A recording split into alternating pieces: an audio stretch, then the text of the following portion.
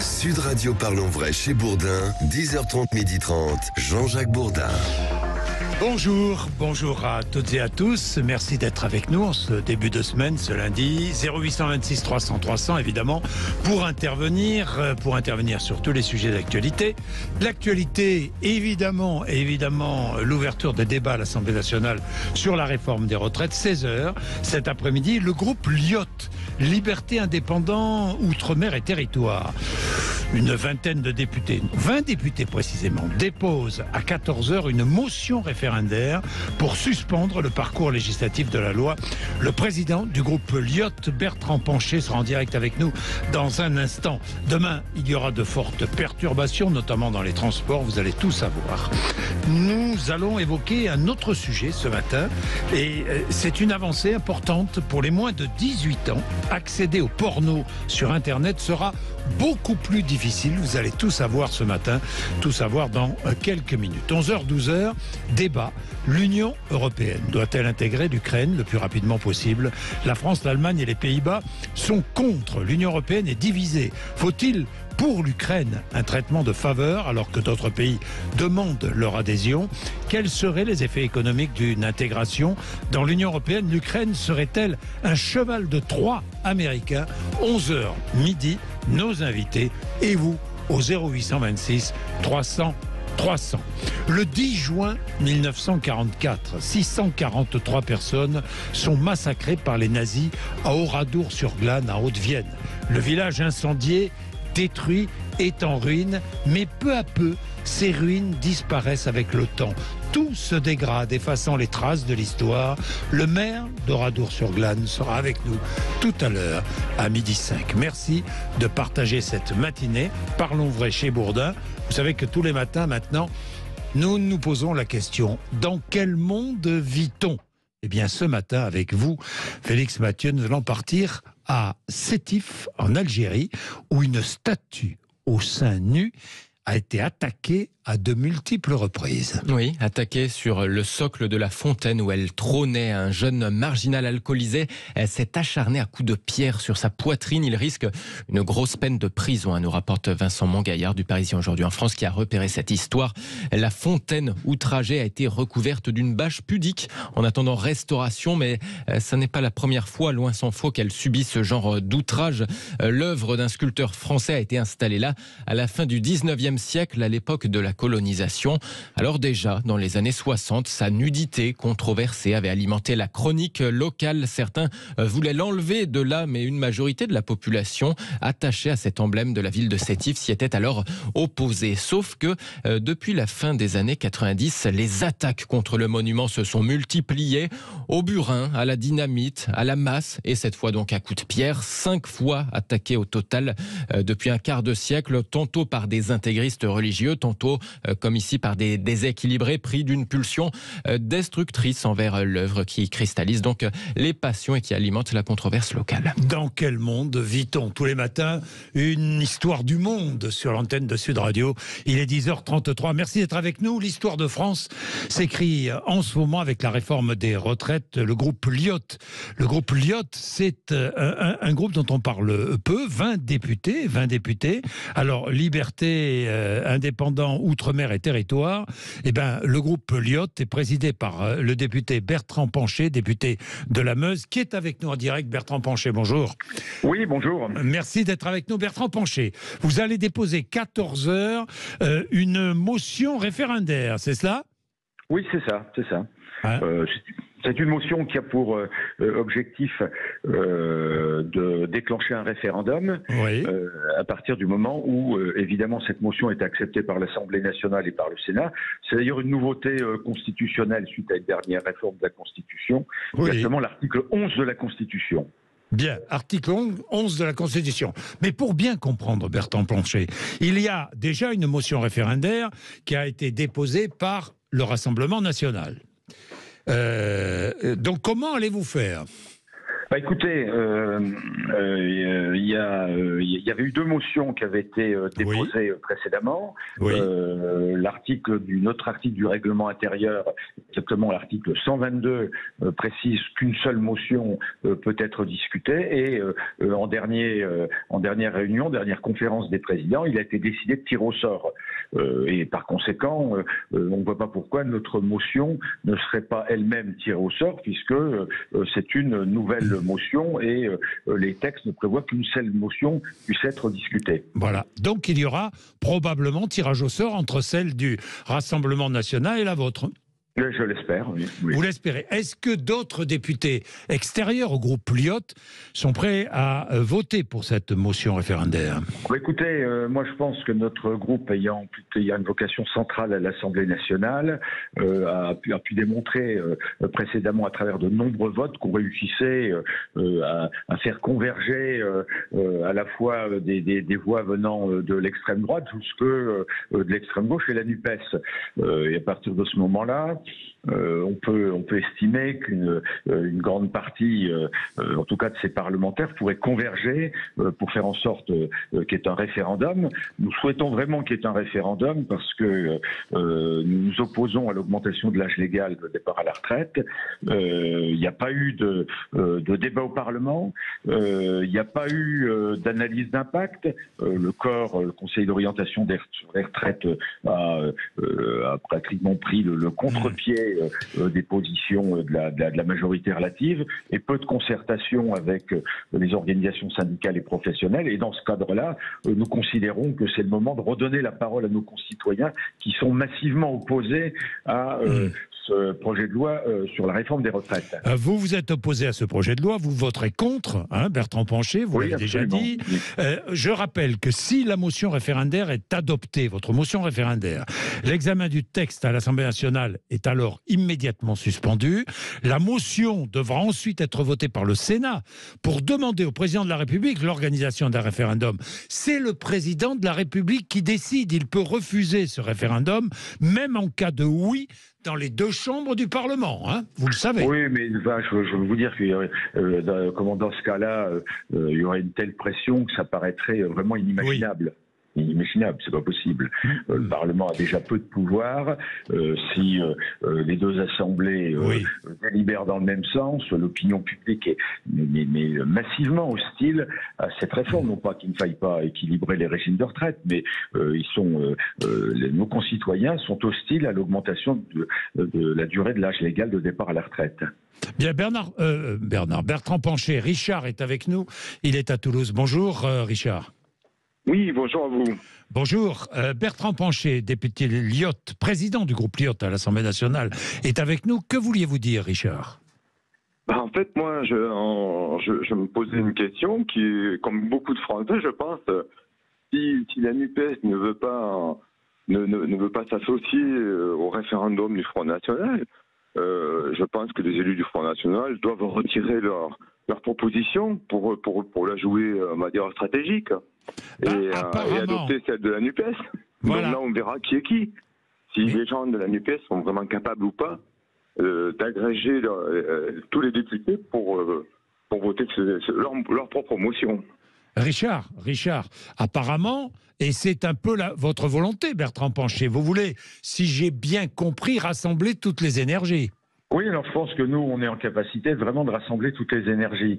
Moi, je regrette que l'extrême droite ne soit pas allée manifester pour s'opposer aux retraites. Je regrette que certains parlementaires de la NUPES ne veuillent pas voter la seule motion référendaire tirée au sort, qui est celle de l'extrême droite.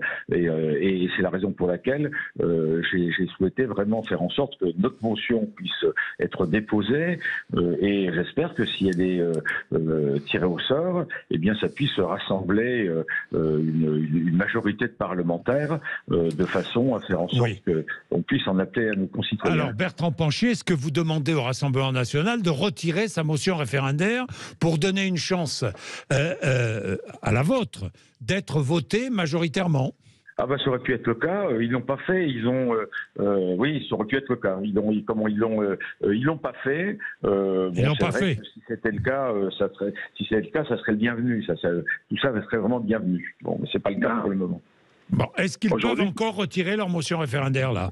Il est encore temps? Oui, on peut retirer à tout moment une motion référendaire. Oui. Effectivement. Oui. Oui, parce qu'aujourd'hui, rappelons les faits, il y a une première motion référendaire de la NUPES, une seconde du Rassemblement national. Il y a eu tirage au sort, c'est celle du Rassemblement national qui a gagné ce tirage au sort. Vous en rajoutez une, donc nouveau tirage au sort. Mais vous dites, si le Rassemblement national retire sa motion référendaire, la nôtre a plus de chances d'être votée. Comment la nôtre a plus de chances d'être votée, puisque je crois savoir que des parlementaires de la NUPES ne devraient pas voter la motion référendaire déposée par le Rassemblement national. Je pense que ça pouvait être aussi le cas réciproquement, et donc la nôtre pourrait vraiment faire très très bien la synthèse. Oui, vous faites la synthèse, évidemment. Alors on va voir le comportement des oppositions, à la fois côté NUPES et opposition côté Rassemblement national. Richard, vous voulez ajouter quelque chose? Oui, je rajouter une chose. J'espère que les élus seront écoutés et seront respectés les Français. Je pense que la grande majorité des gens ne comprendraient pas que, par exemple, que votre motion ne soit pas privilégiée, on va dire en terre neutre, pour le Front national et la NUPES. Ben voilà. Le rassemblement, la balle est dans le camp du Rassemblement national et de la NUPES. Merci Richard, merci Bertrand Pancher. Merci beaucoup. Vraiment, merci d'être avec nous. Alors, cette réforme des retraites, évidemment, cristallise les oppositions. Demain, c'est reparti pour une journée de grève contre cette réforme, avec à nouveau de grosses perturbations à prévoir dans les transports. Félix Mathieu, trafic très perturbé pour les TGV, les TER, mais aussi dans les métros et RER. Oui, alors sur les grandes lignes, la moitié des TGV devraient circuler en moyenne, soit un peu plus que le 31 janvier. Dans le détail, 2 TGV sud-est sur 5, tout comme pour la ligne nord, 2 TGV nord sur 5 aussi. Vers l'est, la moitié des TGV est devraient circuler. Un TGV sur 3 pour l'arc atlantique. Pour le reste du territoire, les TGV qui ne passent pas par la capitale, là la SNCF donne en moyenne, là encore, 2 TGV sur 5, 2 Ouigo sur 5 également. Du côté des lignes régionales, un tiers des TER devraient circuler, 2 tiers des Transiliens. Sur les RER, ligne A et B, ce sera 1 sur 2, un RER C sur 3, un RER D sur 6, 2 RER E sur 5. À Paris, la RATP prévoit un trafic très perturbé pour le métro, légèrement perturbé sur le réseau bus et pas de perturbation sur les tramways dans la capitale. Globalement, la SNCF, en tout cas, recommande aux voyageurs de vérifier dès ce soir, 17h, si leur train circule ou non. Du côté des airs, là, les autorités affichent des prévisions identiques en fait à celles qui avaient été émises les 2 précédentes journées de grève, soit un vol sur 5 annulé du côté d'Orly, annulation préventive. Bien, il est 10h42, vous êtes sur Sud Radio pour être au courant de l'actualité, pour intervenir évidemment, pour débattre, c'est certain. 11h, 12h le débat, l'Union européenne doit-elle intégrer l'Ukraine le plus rapidement possible? Vous savez qu'il y a division au sein même de l'Union européenne, la France, l'Allemagne et les Pays-Bas sont contre une intégration rapide. Faut-il pour l'Ukraine un traitement de faveur alors que d'autres pays demandent leur adhésion? Nous allons parler de cela entre 11h et midi. Vous allez intervenir évidemment 0826 300, mais dans un instant, un tout autre sujet.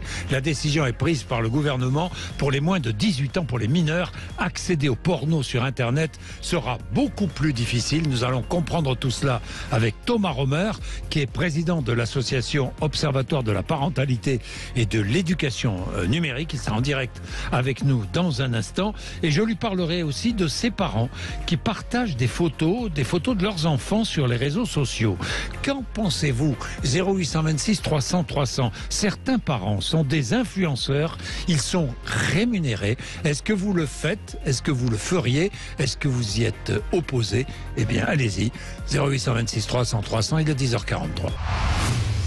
Sud Radio Parlons Vrai chez Bourdin, 10h30, 12h30, Jean-Jacques Bourdin. Bien, le gouvernement l'annonce, la France va bloquer l'accès aux sites pornographiques pour les mineurs. Mais comment ?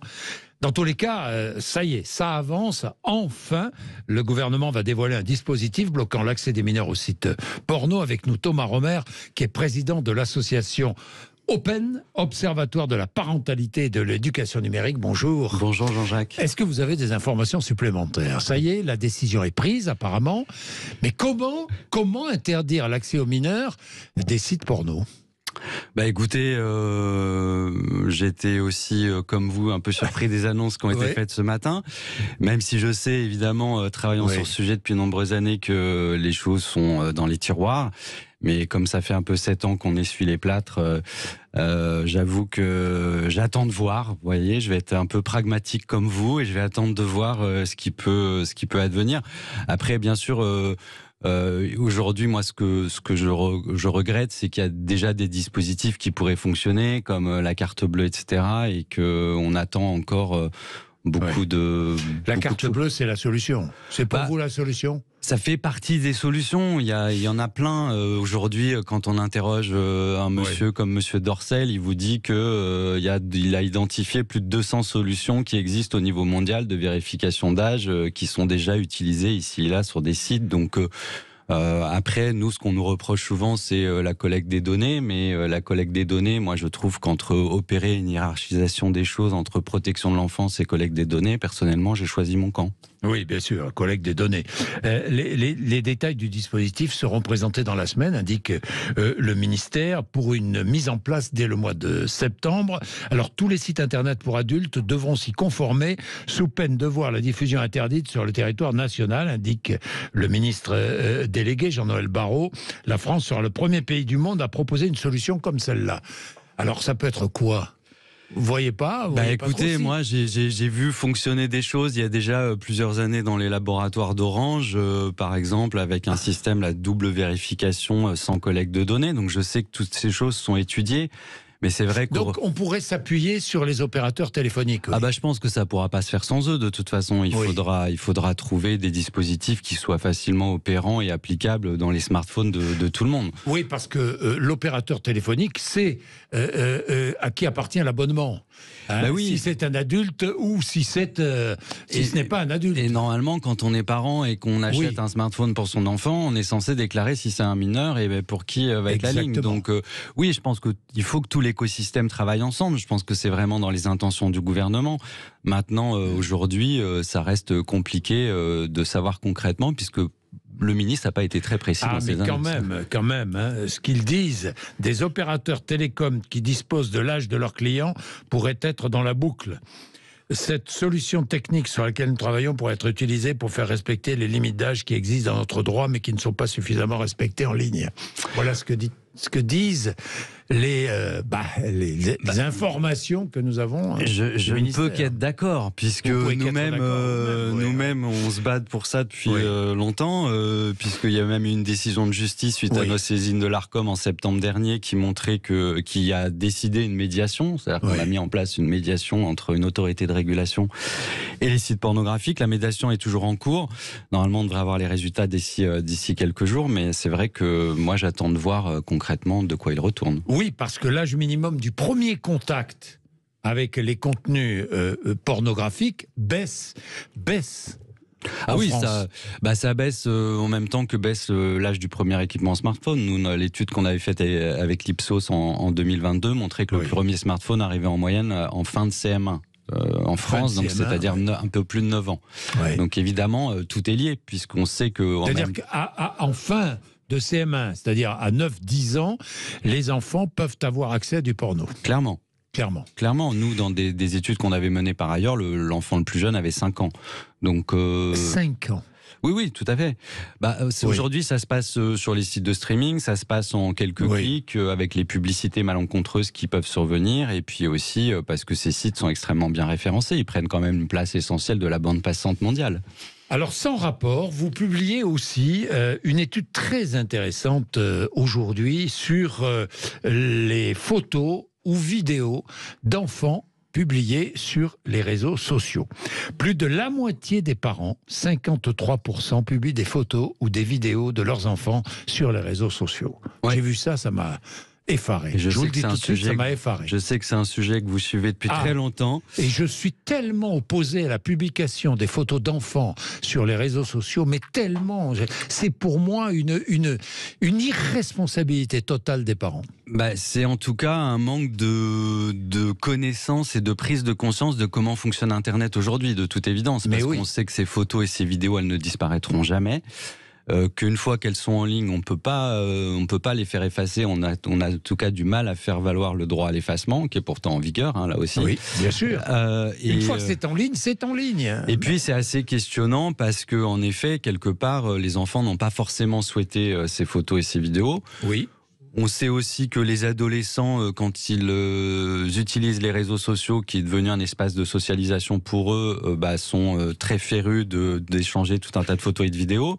Mais que dire quand ils vont voir ressurgir des photos dans des postures malencontreuses sur un pot de chambre ou ce genre de choses, Bien comme sûr. on voit. À un moment, on est censé se socialiser, c'est un peu compliqué quand même. C'est un peu compliqué. Et des parents le font, et certains le font parce que ça leur rapporte de l'argent. Oui, ils sont devenus influenceurs, ils utilisent finalement leurs enfants pour gagner leur vie. C'est vrai qu'aujourd'hui, ce qu'on appelle les parents influenceurs, qui est une grosse tendance du moment, se développe, comme le montre notre étude, de manière plutôt intensive, avec la particularité que ça concerne surtout des jeunes parents, ce qui peut sembler étonnant, parce qu'on pourrait partir du principe qu'ils sont un peu plus avertis que les autres. Oui. Des jeunes parents et qui en effet en font un métier avec des revenus qui sont parfois, pour certains d'entre eux, assez conséquents.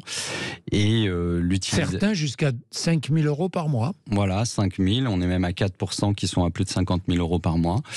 Quoi Oui, il faut plus de 50 000 changer de métier, Jean-Jacques. Il est temps. Non. Plus de 50 000 € par mois, non, c'est pas possible. Si.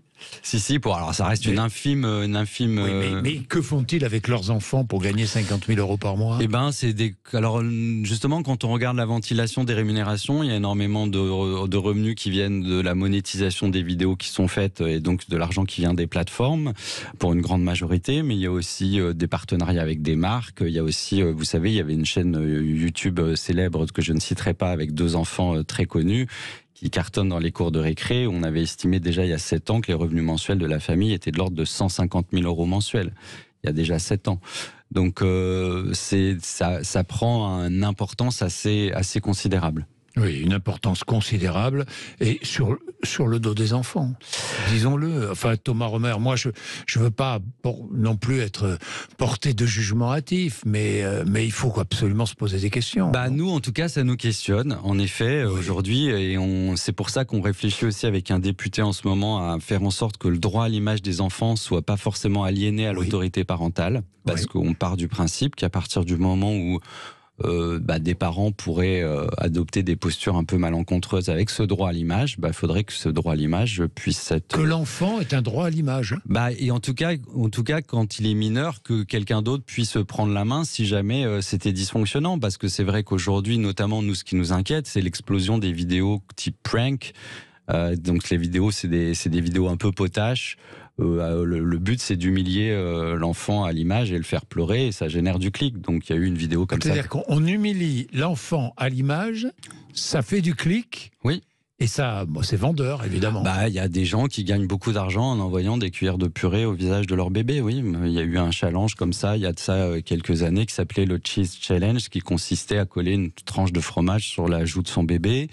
Ça, c'est des choses qu'on observe. Alors, une fois encore, il ne faut pas mettre tous les parents influenceurs dans le même lot. Évidemment. Ça concerne heureusement une minorité, mais c'est quand même quelque part assez questionnant sur, en effet, parfois un phénomène qui a tendance à prendre une mauvaise tournure, on va dire. Bon.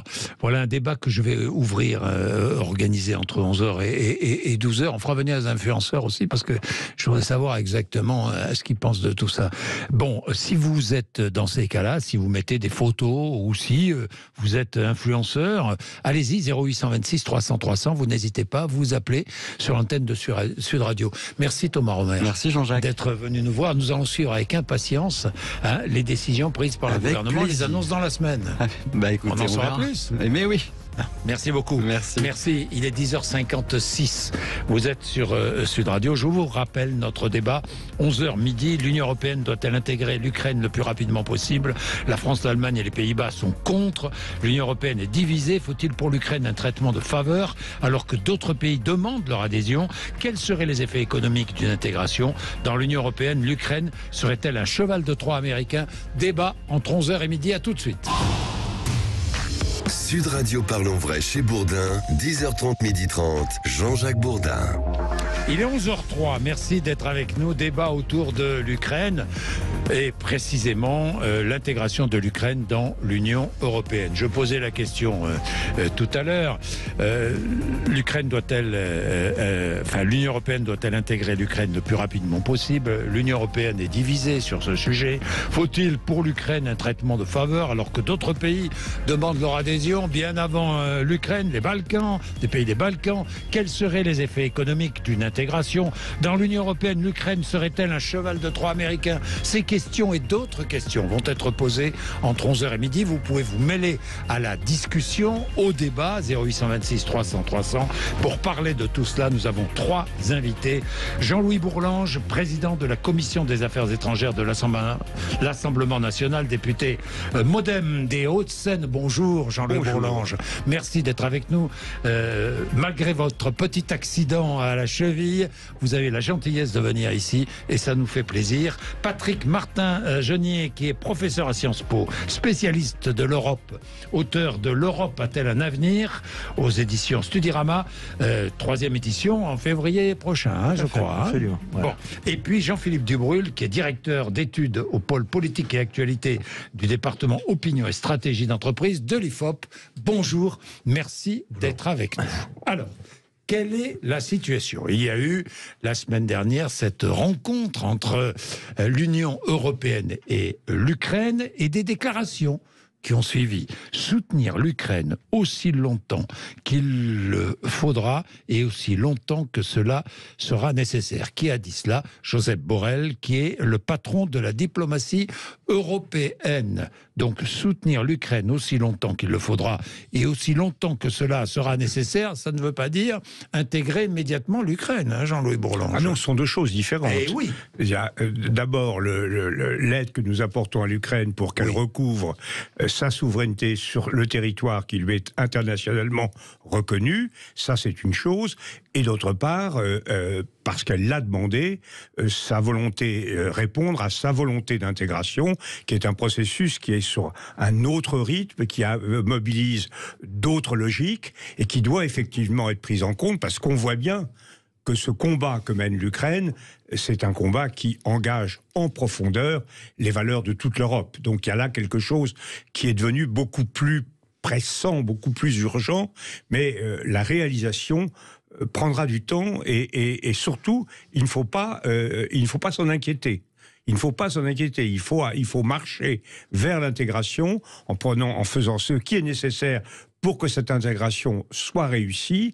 C'est une affaire à long terme. Voilà, c'est une affaire à long terme. L'Europe est quand même divisée sur la question. Certains sont opposés, pour l'instant, à une intégration rapide de l'Ukraine. Nous allons voir quelles sont ces oppositions. Il y a des raisons évidentes, notamment d'autres pays qui tapent à la porte de l'Union européenne depuis plus longtemps que l'Ukraine et qui pourraient être prioritaires. Patrick Martin-Genier. Oui, alors c'est vrai que les pays du Balkan sont là depuis dans un sas d'entrée. L'Albanie, la Macédoine, et d'autres, évidemment. Depuis une dizaine d'années.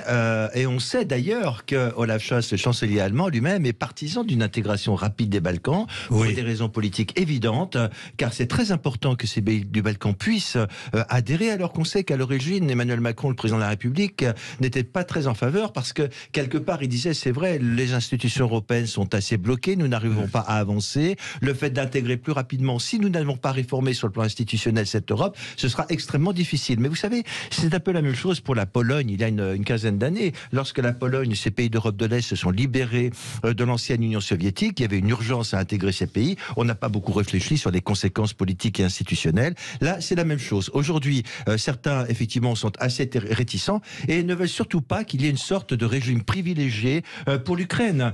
Comme M. Denis Shmyhal, le Premier ministre ukrainien, a dit, nous souhaiterions être dans l'Union européenne dans 2 ans. C'est parfaitement irréaliste. Oui, en 2024, c'est totalement irréaliste parce qu'il y a des conditions pour entrer dans l'Union européenne, évidemment, des conditions incontournables. Que dit l'opinion publique? Vous avez étudié tout cela?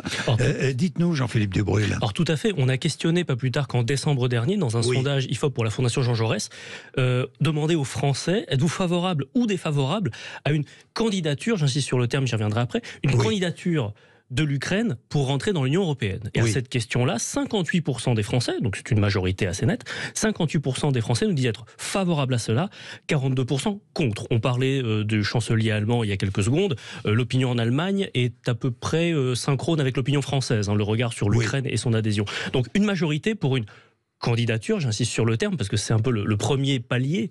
Finalement, si on parlait d'adhésion ou d'expérience, on aurait quelques points de moins, mais on serait quand même sur une majorité. Mais une majorité pas nette, encore une fois, il y a un certain partage. Oui, une majorité de Français serait pour cette entrée de l'Ukraine dans l'Union européenne, mais c'est pas 80%, c'est pas 3/4. Oui, et je vais compléter votre étude de décembre avec une étude plus récente que vous avez publiée la semaine dernière. Vous avez interrogé les Français. Êtes-vous inquiet devant la situation en Ukraine? Oui, à 82%. Et la popularité, vous avez aussi interrogé les Français sur Volodymyr Zelensky et sur Vladimir Poutine. C'est ça, tout à fait. On a demandé, est-ce que pour chacun de ces personnages, est-ce que vous avez une bonne opinion, une mauvaise opinion? Zelensky, 60% des Français ont une bonne opinion de lui, 40% ont une mauvaise. Poutine, c'est un autre ordre de grandeur. Il n'y a que 9% des Français qui déclarent avoir une bonne opinion du président de la Fédération de Russie. Donc ça, ce sont des ordres de grandeur quand même. Des indicateurs. Voilà, qui montrent la popularité de Zelensky, qui montrent qu'il est très loin devant Poutine quand même. Donc l'opinion française, elle est quand même d'un côté plutôt que de l'autre. Et surtout, ça n'a pas tellement bougé depuis le début de la guerre. C'est important à dire, ça va faire quasiment 1 an qu'on est là-dedans. Ça va faire 1 an, le 24 février. Voilà, quasiment 1 an. Et le taux d'inquiétude, il n'a pas tellement varié. 82%, c'était quasiment 90 il y a 1 an, au moment où ça a commencé, mais perdre 10 points en 1 an, c'est pas énorme. Donc voilà, c'est des choses, des rapports de force qui restent assez figés dans l'opinion. Alors Jean-Louis Bourlange, vous connaissez parfaitement le fonctionnement des institutions européennes. Nous allons revenir sur les conditions qui sont toujours posées lorsqu'un pays veut adhérer à l'Union européenne, mais l'Ukraine fait le forcing, là, Jean-Louis Bourlange. Non, je ne crois pas que l'Ukraine fasse le forcing. De toute manière, elle ne peut adhérer qu'à partir du moment où la situation militaire internationale est rétablie. Elle est simplement, c'est la distinction entre la candidature et l'adhésion est très pertinente. On l'a admis comme candidate, ça veut dire qu'elle est éligible à l'Union européenne, qu'elle fait partie de la famille. Ce qui ne veut pas dire qu'elle puisse devenir membre immédiatement. Mais j'insiste sur un point. En réponse, les Français ont toujours été, vis-à-vis de tous les élargissements, réticents dans un premier temps. Il y a un réflexe pavlovien en France qui est de dire on est bien entre nous. Si l'Europe se limitait à la France, à l'Allemagne et au Benelux, et à l'Italie, on serait parfait. On a été contre l'Espagne, on a été contre le Royaume-Uni, on a été contre l'Europe de l'Est, et puis après, on s'y fait. Mais là, donc, il faut pas. C'est un point de départ, si vous voulez, les 52-48, et je trouve qu'il est intéressant de voir, car c'est assez nouveau, que sur ce plan-là, nous sommes, comme vous l'avez dit, nous sommes synchrones avec l'opinion allemande. Ça, c'est une nouveauté. C'est une nouveauté. Généralement, on traîne beaucoup plus les pieds que les Allemands. Jean-Louis Bourlange, et je me tourne vers vous aussi, Patrick Martin-Genier. Aujourd'hui, au sein même de l'Union européenne, il y a des pays qui poussent à une adhésion plus rapide et d'autres pays qui sont plus réticents. La France, l'Allemagne, les Pays-Bas, par exemple. Oui ou non ? Oui, c'est vrai, parce que, vous savez, les Pays-Bas disent attention, parce qu'il va y avoir des conséquences financières très importantes. Imaginons un seul instant. Vous disiez tout à l'heure, ils font pas le forcing. Si, ils font le forcing quand même, non on peut avoir une petite divergence là-dessus, parce que quand, effectivement, Denis Shmyhal, le Premier ministre, dit « Je veux être dans l'Union européenne dans 2 ans », c'est parfaitement irréaliste. Il faut le forcing. Mais la situation est exceptionnelle. Nous n'avons jamais eu un pays en guerre candidat à l'Union européenne. On a eu des pays qui se sont libérés du joug soviétique. Aujourd'hui, il est en guerre. et intégrer un pays en guerre, matériellement, financièrement, socialement, c'est impossible aujourd'hui. aujourd'hui. Nous allons regarder les conséquences de l'intégration d'un pays en guerre et les conséquences économiques de l'intégration de l'Ukraine, qui est un grand pays. N'oublions pas que l'Ukraine, c'est 44 millions d'habitants. Un peu moins, parce qu'il y a beaucoup de réfugiés qui sont partis, d'Ukrainiens qui sont partis. Et c'est un pays, sur le terrain économique et notamment sur le terrain agricole, c'est un pays qui compte aujourd'hui. Et donc qui va peut-être bouleverser le fonctionnement notamment de la PAC, la politique agricole commune. Jean-Louis Bourlange. Donc, oui, il y a des pays réticents, les Pays-Bas pour des raisons financières, la France et l'Allemagne aussi. Non, mais il y a des pays prudents, des pays qui sont attachés au bon fonctionnement de l'Union européenne, telle qu'elle s'est construite depuis le 9 mai 1950, sous la houlette de Jean Monnet, etc., sont évidemment très soucieux que cet élargissement ne se traduise pas par une dilution. Et là, l'exemple de la Pologne et de la Hongrie nous inquiète, parce que nous avons beaucoup d'admiration pour les Polonais, mais on voit bien qu'ils ont insidieusement et même officiellement remis en cause une partie du pacte qui les liait, notamment la fameuse suprématie du droit, supériorité du droit communautaire qui est inhérent à un bon fonctionnement de l'Union européenne. Donc ce qui est essentiel pour que l'Ukraine réussisse son intégration, c'est pas qu'elle devienne riche. On est capable d'accueillir des pays qui ne sont pas riches. C'est d'une part qu'elles prennent de très sérieuses mesures, ce qui est dans le programme de Zelensky contre la corruption, notamment la modification de la clé de voûte du système judiciaire qui est actuellement beaucoup trop lié à un ancien régime oligarchique. Ça, c'est absolument fondamental, tant que vraiment la toilette n'aura pas été faite en grande largeur. Et puis deuxièmement, qu'on se mette d'accord, qu'on accepte, car c'est une des conditions qui a été posée il y a déjà 40 années par les critères de Copenhague, qu'on se mette d'accord pour que l'Union européenne soit elle-même capable d'accueillir. Vous ne pouvez pas fonctionner à l'unanimité. Si vous faites venir un tas de gens qui ne sont pas toujours d'accord, à ce moment-là, les nouveaux venus vous paralysent. C'est ce que c'est de faire Orban à bien des égards. Il dit non, je m'oppose. Non seulement je ne veux pas pour moi, mais je vous empêche de vous, les autres. Et ça, on ne le veut pas. Donc il y a tout un travail qu'a posé d'ailleurs le chancelier allemand dans son discours à Prague, et qui correspond à ce que pense Emmanuel Macron. Il y a un travail d'approfondissement institutionnel qui est la clé de l'élargissement. Bien, nous vivons cette histoire en ce moment sur l'antenne de Sud Radio. Nous la vivons évidemment plus largement. Elle se déroule pas si loin, tout près de chez nous, avec cette guerre. Voulez-vous intervenir ? Vous mêlez à cette discussion 0826 300 300. Il est déjà 11h15. Petite pause et nous nous retrouvons. Sud Radio Parlons Vrai chez Bourdin, 10h30, 12h30, Jean-Jacques Bourdin. Bien, 11h19, nous posons la question ce matin et j'aimerais beaucoup que vous interveniez, 0826 300 300. L'Union européenne doit-elle intégrer l'Ukraine le plus rapidement possible ? On a vu les difficultés. Alors regardons, Jean-Louis Bourlange, l'Ukraine a beaucoup d'efforts à faire avant d'entrer dans l'Union européenne. Réforme structurelle, on parlait de corruption, meilleure démocratie parlementaire, il faut des élections libres, il faut, je ne sais pas moi, il faut des médias parfaitement indépendants. Il y a beaucoup de conditions. Une adhésion. C'est le programme de Zelensky, de même qu'en Moldavie, c'est le programme de la présidente de Moldavie. Ce sont des gens qui sont justement, c'est pour ça qu'il y a une dynamique, ce sont des gens qui sont porteurs au sein d'un pays qui n'est pas habitué à cette liberté que vous décrivez, qui n'est pas habitué au pluralisme, qui n'est pas habitué à des médias indépendants. Là, ce sont des gens qui sont au pouvoir et qui sont porteurs de tout ça. Et c'est pour ça qu'il y a une énorme dynamique. Oui, il y a une énorme dynamique, vous avez raison, mais on a un peu tendance... L'agresseur est russe, personne ne remet ça en doute. Mais on a un peu tendance en France et ailleurs en Europe peut-être, à fermer les yeux sur la réalité ukrainienne. Je veux dire par là une justice qui n'est peut-être pas encore tout à fait indépendante et des médias qui ne sont pas très indépendants non plus. C'est ce que je vous ai dit tout à l'heure. L'Ukraine n'a pas du tout achevé sa mue démocratique. Simplement, ce qui est intéressant, c'est qu'elle l'a déclenché, on va dire, à Maïdan, enfin un peu avant, mais en tout cas à Maïdan. Et que c'est justement là-dessus qu'elle s'est accrochée avec la Russie. Ce que n'a pas accepté la Russie, c'est que le destin de l'Ukraine puisse ressembler à celui d'une démocratie européenne, alors que ce que voudrait Poutine, c'est qu'elle ressemble au destin de la Biélorussie.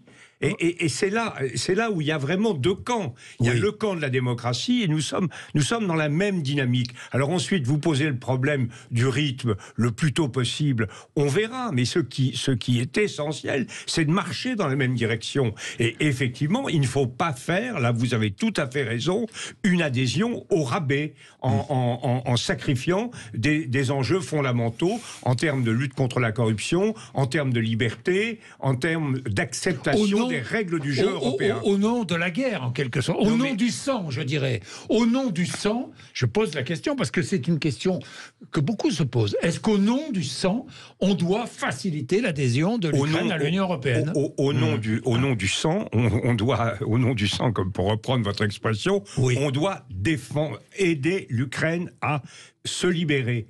C'est une guerre. On dit, est-ce que l'Ukraine veut la paix? Est-ce qu'on veut la victoire? L'Ukraine veut la libération, au sens où nous entendions ce mot en 1945. La libération de l'Ukraine. Et là, on doit payer pour ça. On doit donner des armes, on doit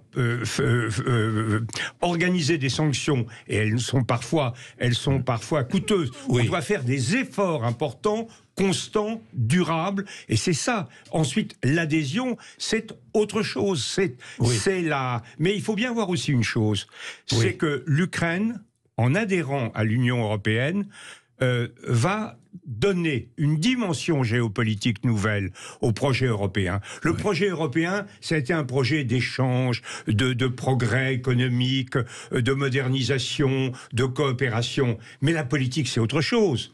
La politique, c'est aussi la confrontation, la défense des valeurs, l'exigence de réciprocité par rapport à des partenaires qui nous veulent du mal. Et toutes ces valeurs-là, elles sont contenues dans la résistance ukrainienne. Donc je crois qu'il y a un enrichissement du projet européen par l'Ukraine qui est possible. Alors il y a un enrichissement, mais il y a aussi un engagement de la part de l'Union européenne encore supplémentaire auprès de l'Ukraine. Si cette adhésion était accélérée. Pour l'instant, elle ne le sera pas. Parlons pas d'accélération. N'en parlons pas. Vous avez raison. L'adhésion doit être un long fleuve tranquille. L'adhésion est un long fleuve tranquille. Mais même, Patrick Martin-Genier.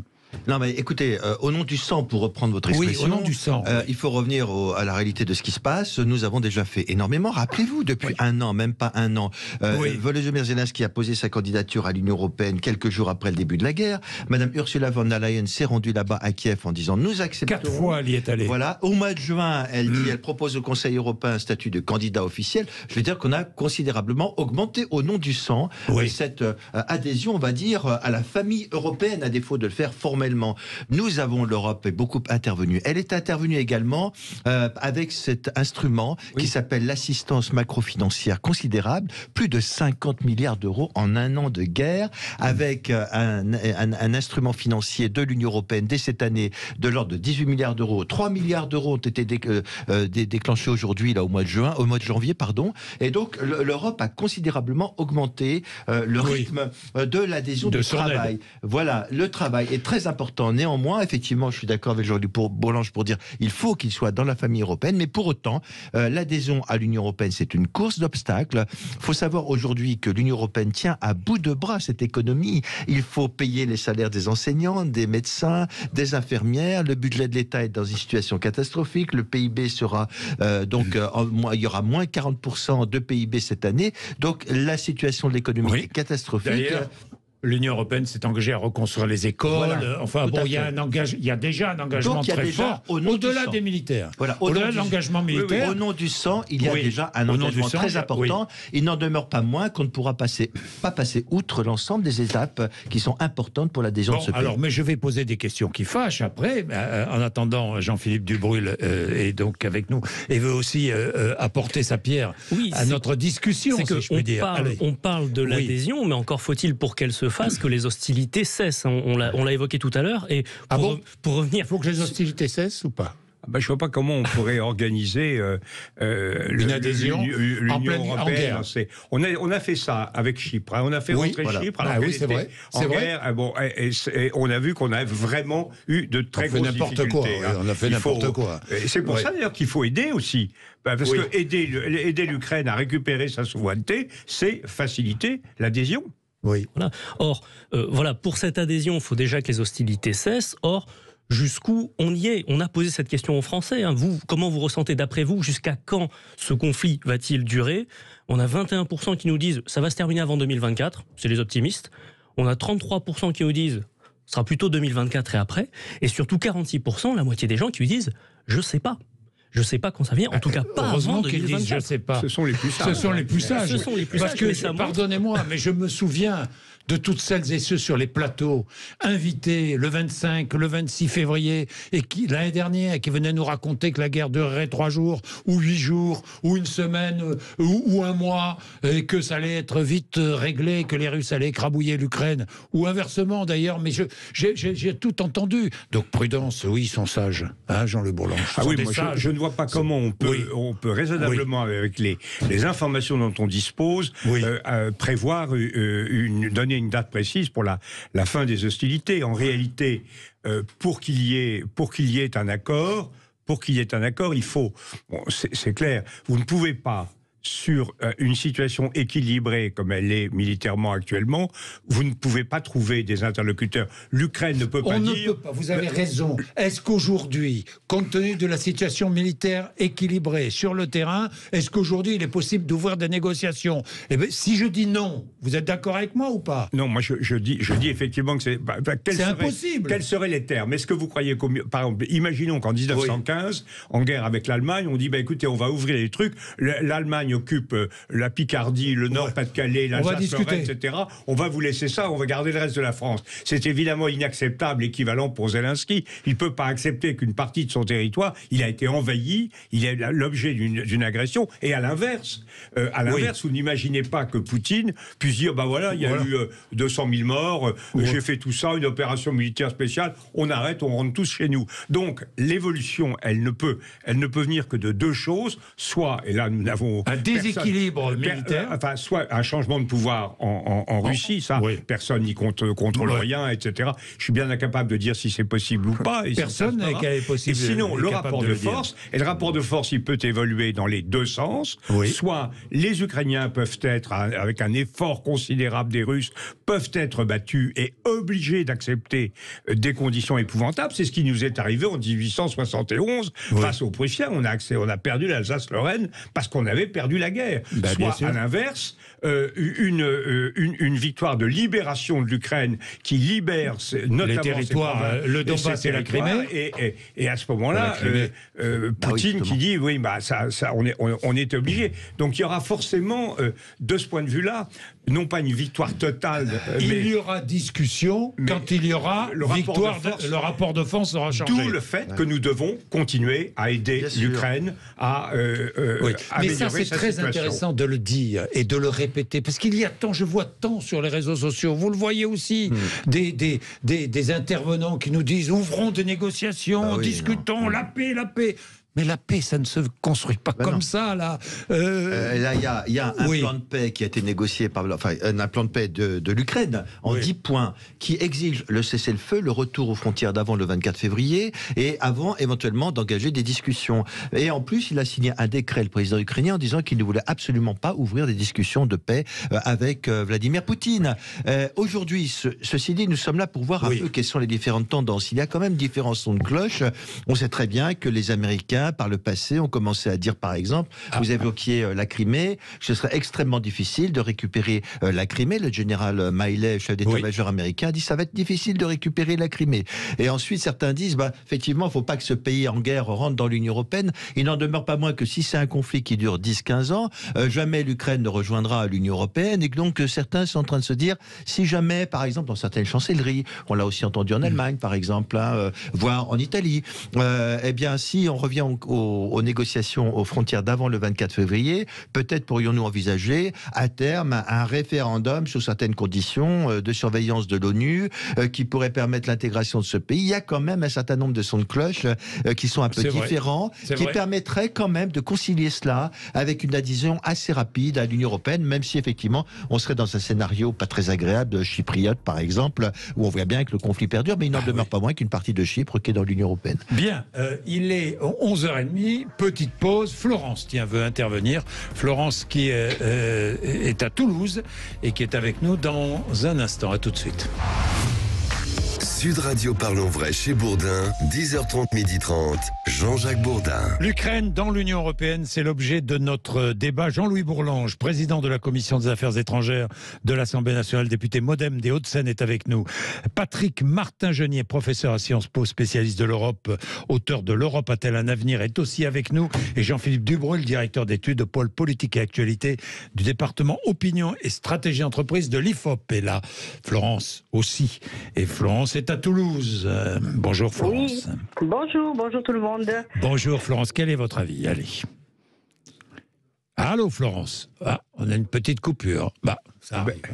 Coupure téléphonique. Ça arrive. Alors je vous pose une question. L'accent était prometteur. Oui, l'accent était prometteur. Alors, elle va revenir. Est-ce que l'Ukraine dans l'Union européenne serait un cheval de Troie américain en Europe? Qui veut répondre? Moi, je veux bien. Jean-Louis Bourlange. Je crois. Non, écoutez, je crois que la solidarité entre l'Ukraine et les États-Unis est évidente. La solidarité des États-Unis avec l'ensemble de l'Union européenne est évidente. Ce que nous avons vu à travers cette querelle, c'est le maintien, le rétablissement de ce lien transatlantique fondamental qui a d'ailleurs accompagné d'un bout à l'autre, depuis 50, la création de l'Union européenne. Nous avons bien vu que la profondeur stratégique de la défense européenne, c'était l'Atlantique. Alors, effectivement, ce que dit la France, elle le dit depuis longtemps, elle l'a dit avec De Gaulle, elle le dit aujourd'hui avec Emmanuel Macron, ce que dit la France, c'est qu'on ne peut pas se satisfaire de cette situation parce qu'on ne sait pas ce que demain les États-Unis feront. Et effectivement, quand on voit, par exemple, ce qu'a fait Trump, et Trump n'est pas mort politiquement, c'est pas ce qu'il va devenir, mais il n'est pas mort politiquement. Il y avait la crainte d'un abandon. Trump était quelqu'un qui considérait que son adversaire, c'était l'Allemagne. Un adversaire, compétiteur économique, etc. Donc, ce que nous disons, nous, Français, c'est qu'il faut renforcer le pôle européen de sécurité. Mais nous rencontrons, et même les Polonais, même les Baltes, qui sont extrêmement pro-américains, ils étaient très conscients, il y a 1 an et demi, avant cette affaire ukrainienne, que les États-Unis dérivaient vers autre chose, s'occupaient des Chinois, et risquaient de leur demander de s'entendre avec Poutine. Oui, mais Jean-Louis Bourlange, quand même, depuis l'adhésion, là je me tourne vers vous, Patrick Martin-Genier, depuis l'adhésion de pays d'Europe de l'Est, anciennement communistes, il y a quand même une tendance pro-américaine qui se développe au sein de l'Union européenne. Si l'Ukraine entre dans l'Union européenne, cette dérive vers l'Ouest, à ce moment-là, est une dérive peut-être dangereuse. Oui, non. Je ne sais pas, dangereuse, mais dans tous les cas, les Américains qui ne souhaitent peut-être pas la réussite totale de l'Union européenne, ni de l'Europe, pourraient s'en servir. Disons qu'au début, les États-Unis ont toujours accompagné la construction européenne parce qu'ils ont toujours considéré que c'était dans leur propre intérêt. Mais on l'a vu, et Jean-Luc Bourlange vient de le dire, vient de le répéter, que Donald Trump considérait l'Union européenne comme un ennemi économique. Et donc aujourd'hui, c'est cela. Il faut que l'Europe s'affirme comme une véritable force. Il n'en demeure pas moins, c'est vrai qu'on a fait une erreur stratégique pendant beaucoup d'années. Vous savez, Georges Pompidou avait dit il y a un triptyque. C'est d'abord l'achèvement, l'approfondissement et l'élargissement. Et finalement, on a fait exactement le contraire parce que pour des raisons politiques, il fallait élargir. On a élargi trop vite. On a élargi trop vite, mais avions-nous le choix avec la Pologne, les anciens pays d'Europe de l'Est? On s'aperçoit aujourd'hui que ce fut peut-être une erreur d'accélérer. Pourquoi? Parce que nous avons eu des gouvernements populistes, nationalistes, voire d'extrême droite. Regardez ce qui se passe en Hongrie, regardez ce qui se passe en Pologne, avec une attaque sur les valeurs de l'Union européenne, contre la liberté de la presse, précisément, la liberté des journalistes. Et là, c'est autre chose, ça. Oui, non, mais attendez, c'est autre chose. mais sauf qu'effectivement, c'est un danger pour la cohésion européenne. Ces européenne. pays-là, la Pologne, sont alignés. Et la Hongrie, sont moins. Mais ça part d'un constat. La Pologne est alignée sur les États-Unis. Ça part d'un constat. Ça part d'un constat qu'aujourd'hui, même si on fait des efforts en termes de défense européenne, il n'y a pas de défense européenne. Non. Et on s'aperçoit aujourd'hui que le terme défense européenne, c'est donc la faiblesse. Et c'est la faiblesse. Il y a donc, effectivement. Les États-Unis peuvent jouer avec cette faiblesse de l'Europe. Bien sûr, mais c'est pas l'Ukraine qui change la situation. Vous savez, ce lien. Les Français n'ont jamais admis qu'il y avait un lien entre l'Alliance Atlantique et la construction européenne. Pourtant, il est très fort, ce lien. C'est en réaction à la crise de Berlin et à la guerre froide que Jean Monnet a lancé son système. C'est en réaction aux crises russes, notamment sur Berlin, que les Français et les Allemands, avec le général de Gaulle, se sont mobilisés. Et c'est surtout face à la menace des SS-20 que Schmitt, puis Kohl d'un côté, Giscard et Mitterrand de l'autre, se sont réunis. Le discours, le fameux discours de Bonn de Mitterrand, qui est un discours formidable, qui relance totalement, qui est un discours de 83, qui relance totalement l'Europe, qui fait le marché intérieur, dont sortira la monnaie unique et qui relance l'élargissement. En même temps, c'est une affirmation de solidarité atlantique. Parce que qu'est-ce que dit Mitterrand? Il dit, les SS-20 soviétiques sont en face, il faut installer des Pershing américains. Donc il y a eu solidarité entre ça. Ce que nous découvrons maintenant, et ça s'impose à nous tous, ça s'impose aux Néerlandais, aux Baltes, etc., c'est que peut-être le parapluie américain n'est plus... Biden n'est pas un problème, il est très bien, mais le parapluie américain n'est plus une garantie aussi intangible que dans le passé, et qu'il va falloir donc qu'on s'y mette. Or, on n'aime pas ça en Europe. Nous sommes des animaux domestiques, nous ne sommes plus des animaux de jungle. Et alors, il faut quand même que nous apprenions à nous battre, que nous apprenions à nous mobiliser, et là, l'Ukraine nous donne une leçon. Oui, qu'est-ce que vous voulez dire, Jean-Philippe Là, on parle de l'aspect défense de la relation transatlantique, mais il y a aussi, j'ai envie de citer, c'est peut-être un peu plus trivial, mais un aspect culturel. Un aspect culturel depuis un certain nombre d'années où, par exemple, la révolution Internet, les grandes boîtes d'Internet sont des boîtes américaines, et il y a une conception du monde américaine qui s'est répandue notamment en Europe occidentale. On le voit aussi dans le cinéma, le plan Marshall, à côté d'aujourd'hui, la situation des sorties en salle en France ou sur les plateformes, les contenus américains versus les contenus européens, c'est complètement écrasant. Et je vais vous donner une petite illustration de ce basculement culturel aussi. C'est une question qu'Alifop, on a posée au sortir de la Seconde Guerre mondiale. On a demandé aux Français, d'après vous, quelle est la puissance qui a le plus contribué à la victoire contre le nazisme? Et donc vous aviez une liste de pays, dont les États-Unis et l'URSS. L'URSS est arrivé en très grande majorité. Une très grande majorité des Français disaient, c'est grâce à l'URSS, le plus en tout cas, qu'on a vaincu le nazisme. Et au fur et à mesure, non mais c'est vrai, c'est totalement en termes de sacrifice humain, c'est vrai. Voilà, c'est complètement vrai. Et au cours des décennies, cette question a été reposée à peu près tous les 10 ans, et on a vu une érosion de la mémoire des Français. Là-dessus, l'URSS a reculé, et aujourd'hui, quand on pose cette question, une très large majorité des Français vous dit c'est surtout les États-Unis qui ont contribué à cette victoire. C'est complètement logique, mais on a raisonné sur l'URSS avec l'invasion en Hongrie, avec la normalisation de la Tchécoslovaquie, et maintenant avec l'Ukraine. Donc ce libérateur-là, il n'est pas très présentable. Oui, même si on a encore quelques admirateurs de Staline. J'ai vu ça d'ailleurs, quelques manifestations. Voilà. Non, mais non seulement des admirateurs, mais il y a eu cette grande semaine patriotique à Volgograd. Et c'est incroyable de voir cette population qui est complètement sous le boisseau de la propagande et qui est extrêmement risquée parce qu'on oublie tous les crimes de Staline, au final, c'est ça. Il y a une sorte de révisionnisme historique, et malheureusement, bon, ça marche pour l'instant en Russie, mais il y a certaines personnes qui en Europe sont assez sensibles à ce discours. Bien, on va prendre Florence, donc, qui est revenue. Florence? Oui, bonjour. Oui, Florence, qu'est-ce que vous vouliez dire? Je voulais dire que faire rentrer l'Ukraine très vite dans l'Union européenne, pour moi, est une erreur, en fait, si je peux me permettre, parce que finalement, l'Ukraine, l'Union européenne, ça veut dire l'OTAN. Et je pense qu'il serait plus judicieux et en priorité de s'occuper du peuple ukrainien avec ses diversités, parce qu'il y a des diversités quand même, hein, il y a beaucoup de russophobes, et surtout... de russophiles, vous voulez dire? Oui, excusez-moi, je me suis trompée. Et donc, quand même, s'occuper plutôt de ça, parce que là, moi, je trouve que les USA mettent une pression terrible. Excusez-moi, mais si je schématise, je vois plutôt une guerre USA-Russie qui est en train de se dérouler. Et nous, au milieu, eh bien, nous, voilà, on a voulu donner des sanctions, c'est nous qui les avons. Le quotidien de tout le monde, de toutes ces populations, devient de plus en plus difficile concrètement. Moi, je ne cherche pas plus loin, je ne cherche pas Pompidou, je ne cherche pas 40 et tout ça. Concrètement, on est plus mal qu'avant. On est en 2023, tout le monde fait des économies de chauffage et tout ça. Bonjour la leçon à la Russie. Les États-Unis nous vendent tout, le pétrole de Chine. Enfin, eux, ils ont trouvé le marché ouvert. Ils se sont ouverts un marché terrible. La population ukrainienne, elle reçoit toujours des bombes sur la tête. Et bon, il faudrait peut-être commencer à faire une trêve pour essayer de parler de... Non mais Florence, cette idée de trêve, je vous arrête encore une fois. Je vais donner la parole à Jean-Louis Bourlanges. Il est impossible, Florence, ça c'est une vue de l'esprit, la trêve. Impossible aujourd'hui, la moindre trêve ou le moindre discours de paix, de discussion. C'est impossible, Florence. Il faut arrêter de penser qu'on peut imposer la paix. Nous, on n'impose rien du tout, Florence. Nous, c'est sûr, nous, c'est mort.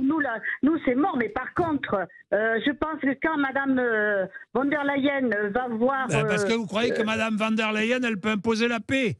Mais elle n'impose rien du tout. Elle peut avoir d'autres discours, certainement. Parce que là, on a une surenchère d'armées, on a une surenchère de tout. Mais bon, concrètement, il y a un peuple qui... Alors, j'ai une dernière question à vous poser, Florence, et je passe la parole à Jean-Louis Bourlanges. Imaginons, on n'arme plus l'Ukraine, on laisse l'Ukraine écrabouillée par l'armée russe. On fait quoi après ? Ah non, mais attendez, là, au lieu de faire toutes ces allers-retours et d'être si, excusez-moi, mais moi je trouve une certaine arrogance de tous ces de von der Leyen, de tous nos comment ça s'appelle, nos présidents et tout ça, parce que il faut prendre en compte plein de choses. Maintenant, les accords de Minsk, il faut revoir la copie complètement là, parce que essayez maintenant la Russie. Tout ça, Florence, effectivement, il faudra tout remettre sur la table. Vous avez entièrement raison. Mais pour l'instant, Florence, on n'en est pas là. Hein. Je vous dis tout de suite, on n'en est pas là, on est en guerre. N'oubliez jamais qu'il y a une guerre qui se déroule là-bas, à l'est de l'Europe. Bon, vous répondez à Florence ? Oui, je veux répondre. Je veux dire deux choses simplement. D'abord, je crois qu'il faut toujours partir, quand on analyse la situation, du fait qu'il y a un envahisseur et un envahi.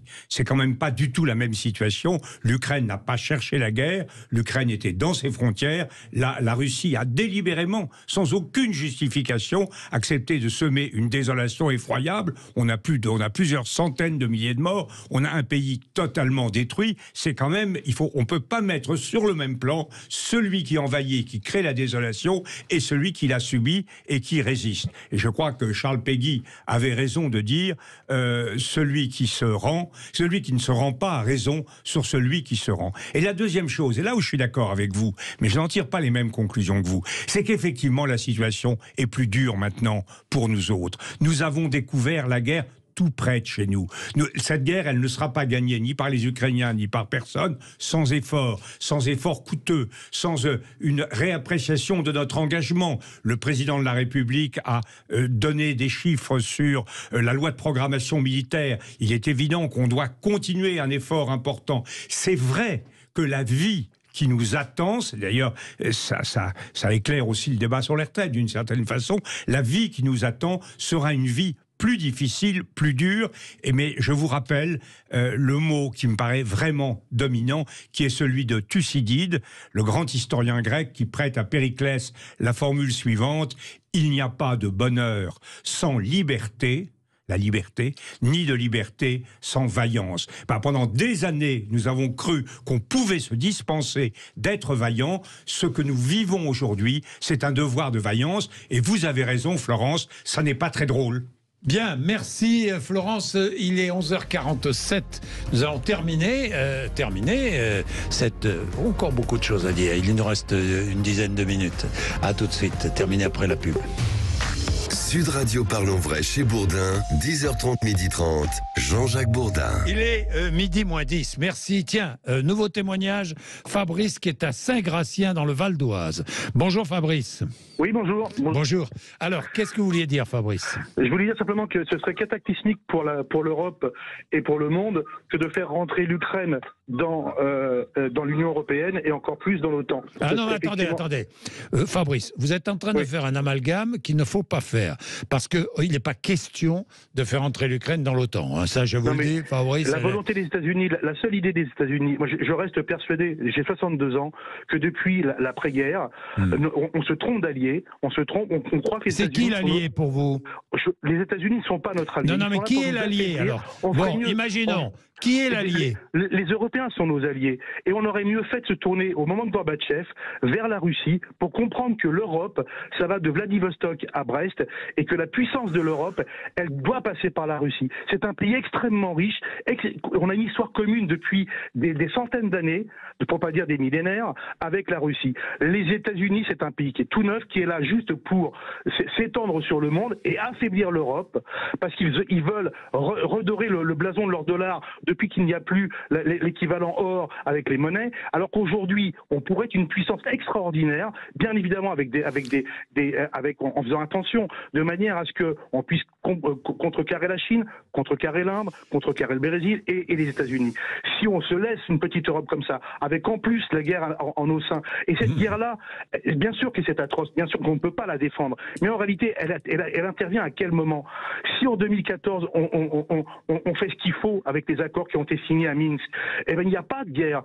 Si on laisse l'Ukraine discuter avec la Russie sur le Donbass et autres, il n'y a pas de guerre. Et il faut faire de l'histoire. Fabrice, la Crimée a été envahie par la Russie, vous êtes d'accord? Je suis 100% d'accord. Bon, donc envahie contre tout accord et tout respect de la loi internationale. Jean-Jacques, on veut affaiblir la Russie. La Crimée, comme le Donbass, ce sont des pays russophones. Ce sont des pays russophones. On fait tout pour la pousser à la guerre. On fait tout pour pousser la Russie à la guerre. Et alors, ça nous arrangera pas. Fabrice, vous ne pouvez pas dire qu'on fait tout pour pousser la Russie à la guerre. Fabrice, ce que vous pouvez pas dire non plus. Pourquoi pas un accord avec la Russie? D'ailleurs, c'était en voie. Lorsque la Russie, l'Union soviétique est tombée, il y avait déjà une volonté européenne et russe, une volonté commune, Laissez-moi, mais Fabrice, laissez-moi terminer. Mais laissez-moi terminer. Une volonté commune. Ensuite, je donnerai la parole à Jean-Louis Bourlange. Une volonté commune de créer des liens de plus en plus étroits entre la Russie et l'Union européenne. Sauf que le pouvoir en Russie a dévié et qu'il est aujourd'hui loin, très loin de tous nos standards démocratiques européens. C'est tout le problème aujourd'hui de la... Jean-Louis Bourlange.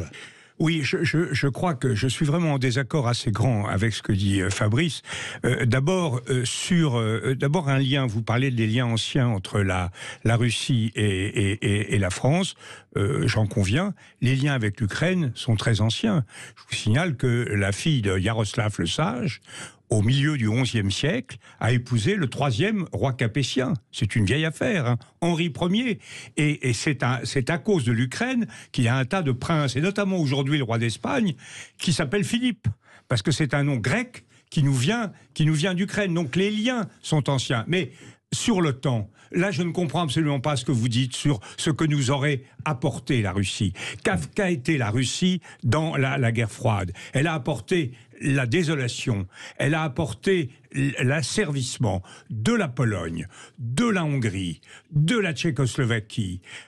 Aujourd'hui, elle apporte la désolation en Ukraine. Il n'y a jamais eu aucun modèle de libération, d'épanouissement de ces peuples. Alors, nous sommes effectivement liés aux États-Unis par l'Alliance Atlantique.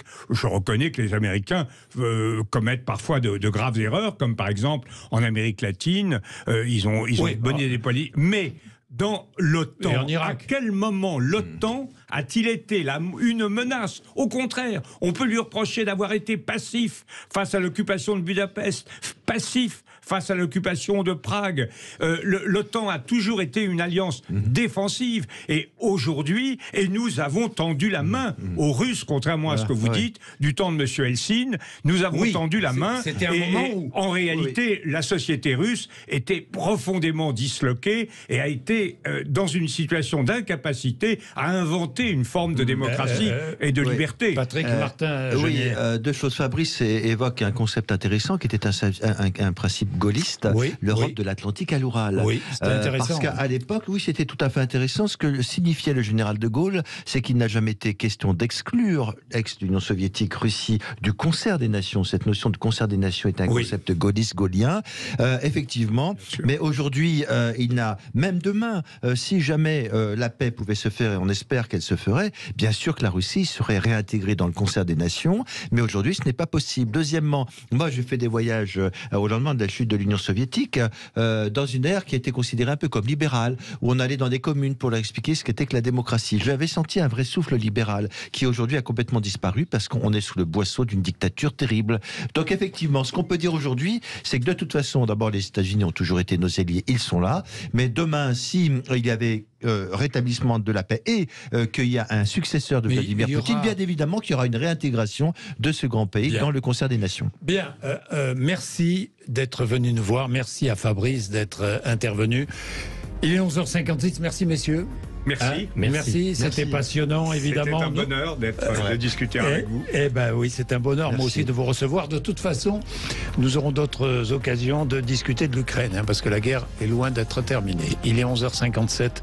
Merci vraiment d'être avec nous ce matin sur Sud Radio. Sud Radio Parlons Vrai chez Bourdin, 10h30, 12h30, Jean-Jacques Bourdin. Il est 12h05, 12h06 maintenant. Allez-y, vous intervenez si vous le souhaitez. 0826 300 300. Bien, nous allons parler d'Oradour-sur-Glane. Oradour-sur-Glane était une grosse commune en Haute-Vienne. Le 10 juin 1944, 643 personnes sont massacrées par les SS, division SS à Oradour-sur-Glane.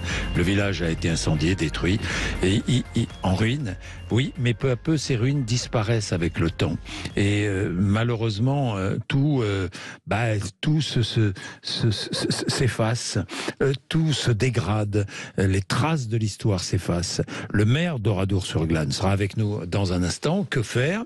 Comment faire en sorte de perpétuer le souvenir de ce massacre? Vous savez qu'en 2024, on célébrera les 80 ans du drame.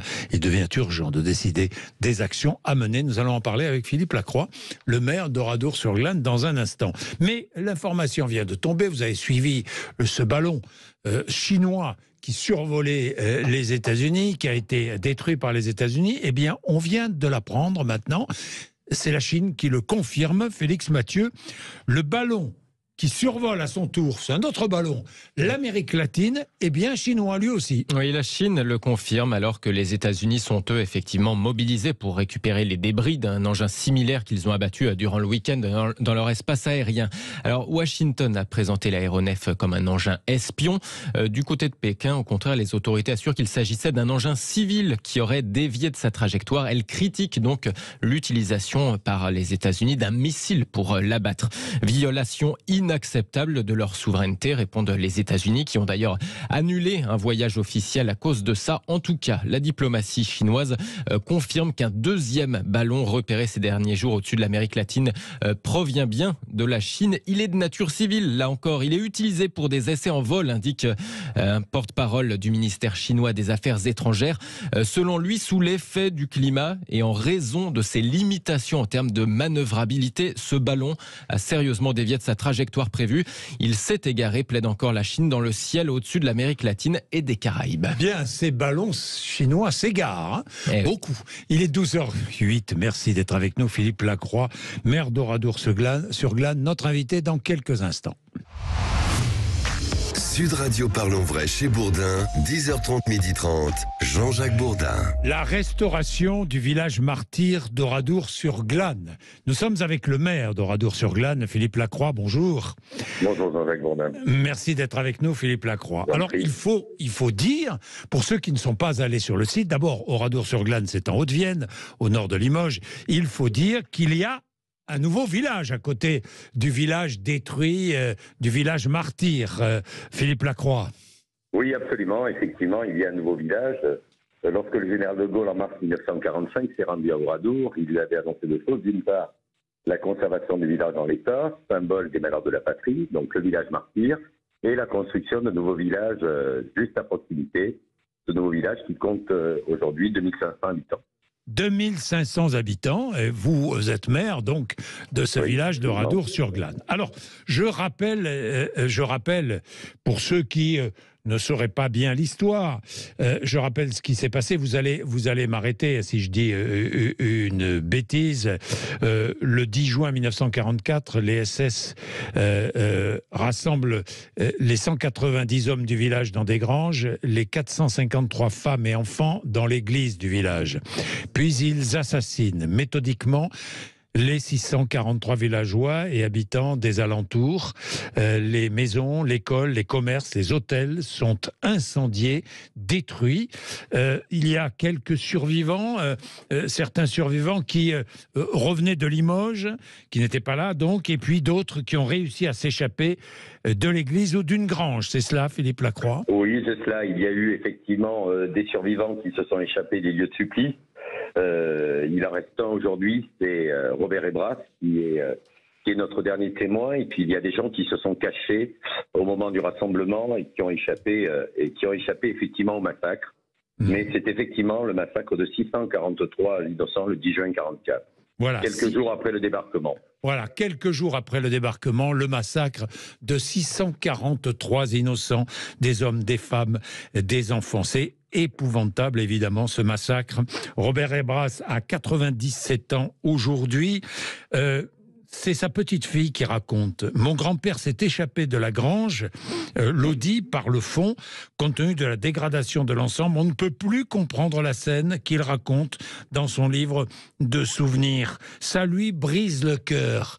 On ne peut plus comprendre la scène qu'il raconte. Philippe Alors Lacroix. écoutez, la particularité, si vous voulez, faut reprendre un petit peu revenir un petit peu sur l'histoire. La particularité, c'est bien sûr, ce sont des ruines. Donc les ruines, effectivement, au fil des années, elles se sont dégradées. Oui. Pourquoi? Parce qu'en particulier, il y a eu la tempête de 99 qui a fait beaucoup de dégâts. L'État a toujours répondu présent, quels que soient d'ailleurs les gouvernements en place. On a toujours eu un entretien du village martyr, une restauration minimale du village martyr, mais l'État a toujours joué son rôle là-dessus, je tiens à le souligner, parce que c'est quand même très important, et c'est encore le cas aujourd'hui. Après, effectivement, au fil des années, nous assistons à une dégradation du village, de plus en plus importante.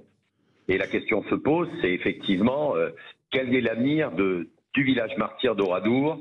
Est-ce qu'il faut effectivement ne plus entretenir ou vraiment entretenir à minima, ou effectuer une réflexion, si vous voulez, beaucoup plus importante, avec un coût effectivement plus important.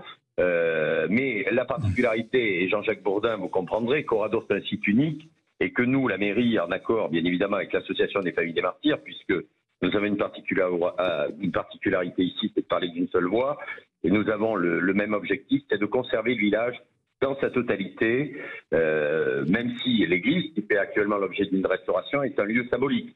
Bien sûr. Effectivement, nous, notre objectif, c'est la conservation totale du village, même si on sait que ça a un coût indéniable, bien sûr. Bien sûr. Alors, il faut rappeler que la plupart des bâtiments, évidemment, souffrent. Vous avez dit, ont souffert de la tempête, mais souffrent du temps qui passe. Les carcasses de voitures rouillées, elles se dégradent aussi. Dans les décombres, il y a plus d'objets. C'est vrai que la suie a disparu sous l'effet de la pluie. Il y a encore des traces, mais effectivement, il y a une usure naturelle. Évidemment. C'est évident. Évidemment. Il y a évidemment une usure naturelle. Alors, il y a cette volonté, mais attention, parce que il ne faut pas non plus construire, rénover et faire Disneyland, quoi, à Oradour-sur-Glane, vous comprenez? C'est toute la difficulté, c'est de restaurer sans dénaturer. Et oui. Et ça, c'est effectivement. Alors, il n'est pas question, bien sûr. J'ai lu effectivement ce terme dans l'article qui est paru dans le Figaro la semaine dernière. Il n'est pas question de. Mais c'est un terme choisi à dessein et je comprends très bien. Hein. Bien sûr, bon, mais c'est pas du tout ce que nous attendons.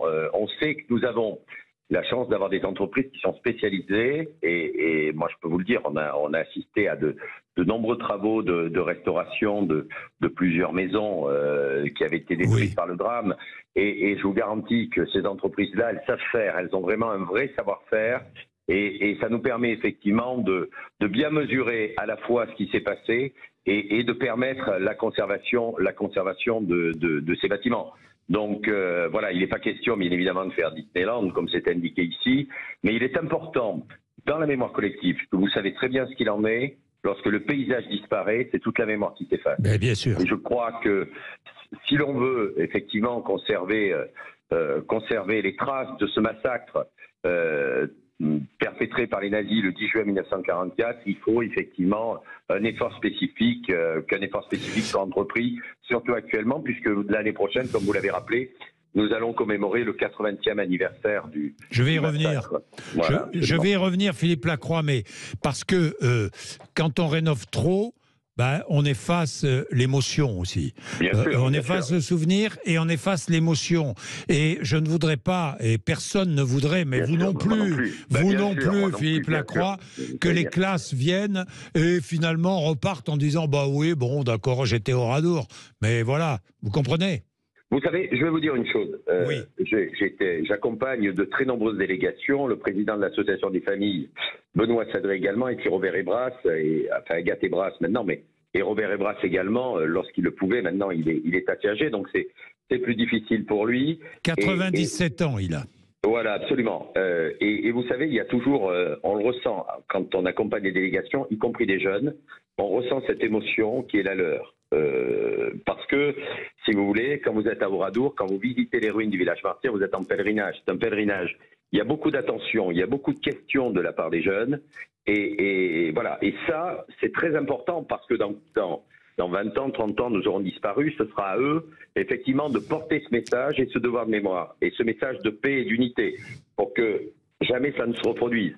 Et je crois que c'est très important. C'est pour ça qu'on défend, nous, effectivement, cette position de la conservation du site en l'état, afin qu'on puisse encore se souvenir du site et laisser le temps faire son œuvre. Laisser le temps faire son œuvre tout en essayant le maximum possible de pouvoir maintenir les bâtiments dans le meilleur état de destruction possible, c'est ce qu'on avait dit à l'époque.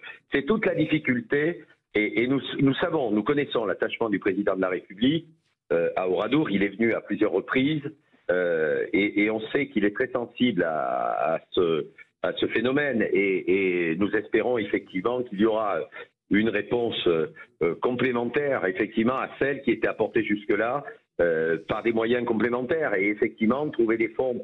Je sais que j'ai lu dans l'article effectivement que la Fondation du patrimoine était prête également, je crois, à lancer une souscription pour aider à la restauration sans dénaturer, hein, je le dis toujours, du village martyr et je crois qu'il est important que tout le monde puisse s'associer à ça parce que Oradour c'est un monument national et qui mérite effectivement une attention particulière. Il y a beaucoup de monde, beaucoup de visites, toujours. Toujours autant de visites, je peux le mesurer puisque moi je suis vraiment un enfant du pays. J'habite effectivement dans le bourg d'Oradour, l'hôtel de ville et en plus en plein centre-ville. Je me rends pratiquement toutes les semaines dans le village martyr pendant, je dirais, la période des vacances où beaucoup de visiteurs viennent. Il y a toujours beaucoup de monde. Et ce qu'il faut savoir, c'est que certaines personnes viennent 3 fois, 4 fois, 5 fois. Chaque fois qu'ils ont de la famille, ils les amènent en pèlerinage à Oradour. Donc je crois qu'il y a c'est vraiment un lieu très spécifique. Évidemment. Philippe Lacroix, c'est un lieu de mémoire. Bien sûr. Et symbole. Philippe Lacroix, symbole d'une horreur nazie. Philippe Lacroix, vous allez donc fêter les 80 ans. Commémorer, oui. Enfin, fêter. Oui, pas fêter, on célèbre les 80 ans de ce drame. Et qu'est-ce que vous allez faire pour ces 80 ans? Alors écoutez, on est en train d'y réfléchir avec le président de l'Association des familles des martyrs, parce qu'à Oradour, nous organisons ces commémorations conjointement avec l'Association nationale des familles des martyrs, qui est la garante de la mémoire. Et je voulais vous préciser aussi que nous travaillons en étroite collaboration avec le Centre de la mémoire. Très important, c'est un très bel ouvrage pédagogique qui va faire l'objet effectivement d'une nouvelle scénographie à partir de 2024, et où beaucoup de scolaires viennent, en particulier beaucoup de scolaires, de jeunes, qui viennent visiter le Centre de la mémoire. Alors, de toute façon, il est certain que nous souhaitons mettre l'accent sur la jeunesse. Je crois que c'est important. Nous souhaitons aussi qu'il y ait une participation de délégations européennes, parce qu'Oradour, c'est aussi une ville européenne. Et s'il n'y avait pas eu l'Europe, il n'y aurait pas pu avoir cette journée de réconciliation en 2013 avec la venue du président Hollande et du président Gauck. Nous avons des liens importants avec des délégations étrangères, délégations européennes, Espagne, Italie. Nous étions à Marzabotto encore en Italie il y a quelques mois avec le président de l'Association des familles des martyrs. Nous sommes jumelés avec une ville espagnole, la ville de Belchite. Nous avons également des liens avec plusieurs villes allemandes qui viennent régulièrement à nos commémorations. Donc ce sera fondé effectivement sur la jeunesse et sur l'Europe. Alors, vous rappelez que vous avez trouvé un équilibre entre la ville nouvelle et le village martyr, qu'Oradour demeure un symbole. Vous dites notre nouveau village, là où vous vivez, a vécu à l'ombre des ruines et du souvenir, évitant les fêtes pendant longtemps, s'interdisant même la couleur sur les murs de ses habitations. Bon, après, si vous voulez, la particularité, c'était que lorsqu'il y a eu la reconstruction du village en 1953, c'était l'architecture de l'époque. Il y avait beaucoup de façades grises. Donc c'est vrai que ça donnait ce sentiment un peu de tristesse. En fait, le nouvel Oradour, c'est une ville qui est extrêmement vivante, extrêmement dynamique, et je crois que c'est une très belle revanche par rapport à ce qui s'est passé ici.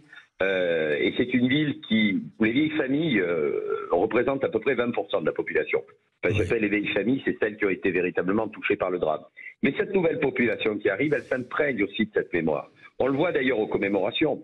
Les gens qui sont arrivés il y a 10 ans, il y a 15 ans, et qui sont toujours là, à nos côtés, pour nous aider, pour participer à l'organisation. Et je crois que c'est une très belle chose que notre nouvelle population puisse s'imprégner de cette mémoire. Et nous d'ailleurs, nous allons, à la demande d'un certain nombre, et puis parce que nous avons eu cette idée, organiser une visite spécifique pour les nouveaux habitants qui sont arrivés les quelques dernières années, une visite du village martyr pour qu'ils s'imprègnent aussi de cette mémoire, parce que lorsque nous ne serons plus là, ce seront eux dans quelques années à faire passer ce message. Oui, quand on vient habiter à Oradour-sur-Glane, on ne peut pas ne pas éviter le village martyr qui est à côté. Bien sûr. On se doit, mais d'ailleurs c'est même pas forcé, c'est comme ça. On est imprégné par ce qui s'est passé. Bien sûr. Et pendant un temps, il y a peut-être eu certaines personnes n'avaient peut-être pas forcément envie de s'installer à Oradour, en ayant peut-être cette image d'une ville triste avec les ruines juste à côté. C'est plus le cas aujourd'hui. On le voit puisque la population n'a cessé d'augmenter au fil des années. Je veux dire que le nouvel Oradour, c'est un nouvel Oradour qui est quand même dynamique. Nous avons 43 associations, nous avons toutes les associations sportives, on a des entreprises, on a une vie locale avec des commerces, des services à la population. Donc ce qui fait que c'est une petite ville à la campagne. Et cette population, qui s'installe aujourd'hui, est toujours sensible à ce devoir de mémoire, mais a totalement compris que l'objectif de la nouvelle ville, c'est justement de continuer de se développer, de vivre, entre guillemets. Et je crois que c'est un très bel exemple par rapport à ce qui s'est passé le 10 juin 1944. Comme il est rappelé, et pour terminer, je citerai, c'est le Figaro qui le rappelle, le général de Gaulle disait « Un lieu comme celui-là reste une chose commune à tous, une chose où tout le monde reconnaît le malheur commun, la volonté et l'espérance commune. » Merci. Merci beaucoup, Philippe Lacroix. Merci d'être en direct avec nous ce matin pour apprendre le matin entre 10h30 et midi et demi, pour apprendre, pour se rappeler, pour intervenir, pour dialoguer, pour débattre. Enfin, c'est une émission qui est aussi la vôtre. Merci, André Berkoff.